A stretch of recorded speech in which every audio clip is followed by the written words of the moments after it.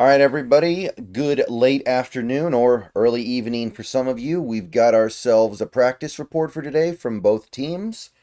And I know I'm a little bit late on this one. This one came out a little more than an hour ago.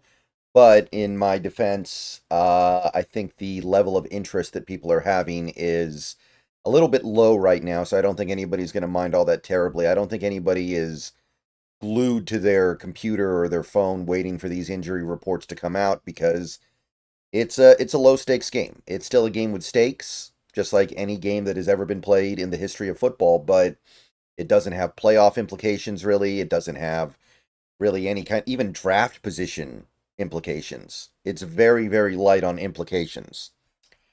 But regardless, it's still a game that's going to be played. So let's take a look at Thursday's injury report courtesy of Dugar. It's not super great. I'm not thrilled with what I'm seeing right here. And the main thing that I'm not thrilled with is right at the top here on the right side of the picture. Abraham Lucas did not participate, not for rest. That's not listed as a reason.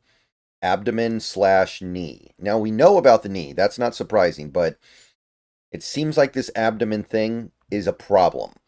And look, I I would understand if the Seahawks came out and said, look, we're not going to play Abe Lucas in this game. We're not going to mess around.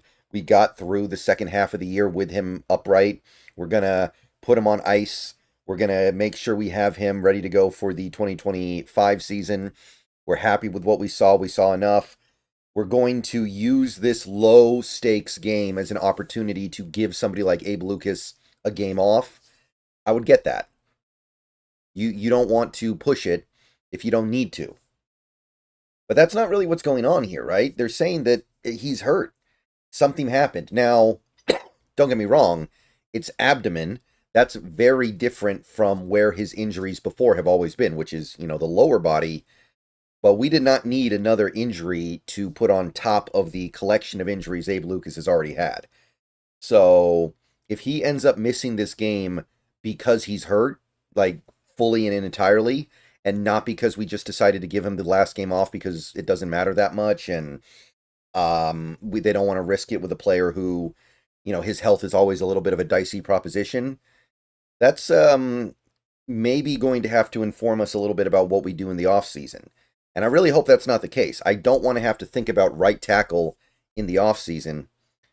And I really don't want to have that lingering in the back of my head as I'm trying to put together offseason plans. And I'm sure this team doesn't want it either. So that's a little bit intimidating. The rest of this, pretty normal-ish, I guess. We're still not thrilled. Brady Russell has now been put on injured reserve, so his season is done. It was going to be done anyway, so not much to say there. Again, he just doesn't play very much. Josh Joby now looking unlikely to play with a knee injury, so it seems like Trey Brown is really going to get some burn, which, hey, it's his last game as a Seahawk. Go out there and do something good. So no problems there, but Josh Joby did not participate, likely out.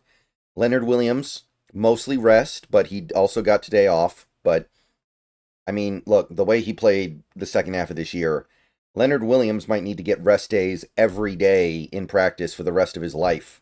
Because he plays some inspired football when he gets these rest days, man. We also had Jonathan Hankins get a rest day, and Roy Robertson Harris is sick. So those two, that doesn't really mean anything. Roy Robertson Harris will almost certainly be healthy for the game. Not that it matters. He plays like 5 snaps a game now, it feels like.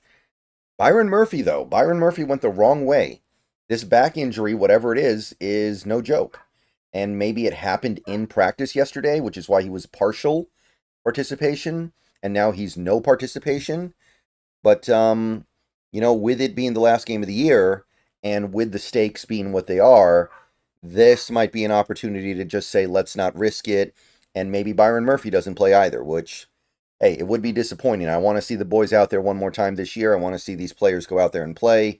I'm not going to sit here and act like, oh, I'm completely detached from this game because of the stakes being lowered. But you look at this and you're like, hey, we might be down quite a few notable players this week. So remains to be seen. Still time for things to change, but This is not what you want to see on a Thursday. The DNP list got longer, not shorter.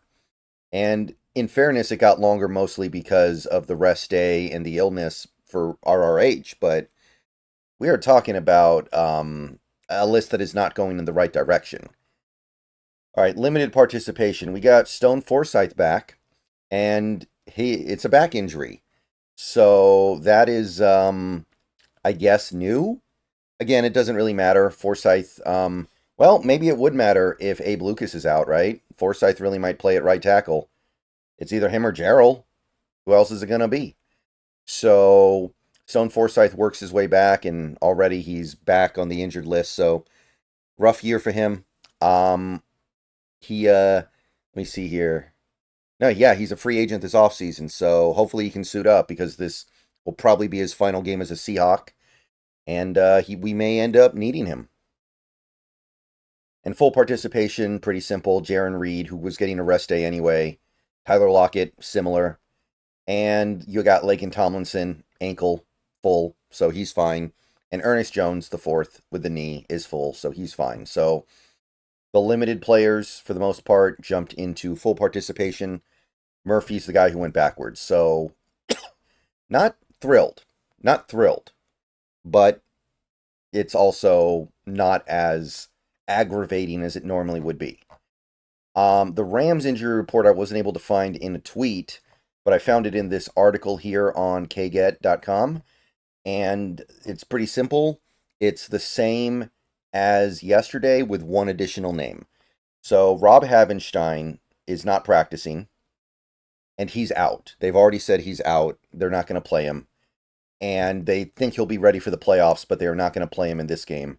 And Jordan Whittington is limited, but still practicing. So Jordan Whittington looks like he's fine. And the new name is Tutu Atwell. He missed practice after fully participating on Wednesday. So maybe something happened. And Tutu's a player who could get some serious burn in this game if they are taking it easy, because you might not see very much Cooper Kupp. You might not see a lot of Puka Nakua. I always mispronounce that. My bad. So Tutu not being available would be a little bit of a blow. So definitely worth monitoring. Again, I know this stuff seems very insignificant right now, but the show goes on. The show goes on, and I take this stuff seriously. I don't take it as seriously as I would if the playoffs were on the line, but there is a proper amount of seriousness that you give even a game like this. All right, that's it for the injury report this week. Let me know what you guys think. I will see you guys later. Go Hawks. More stuff coming soon.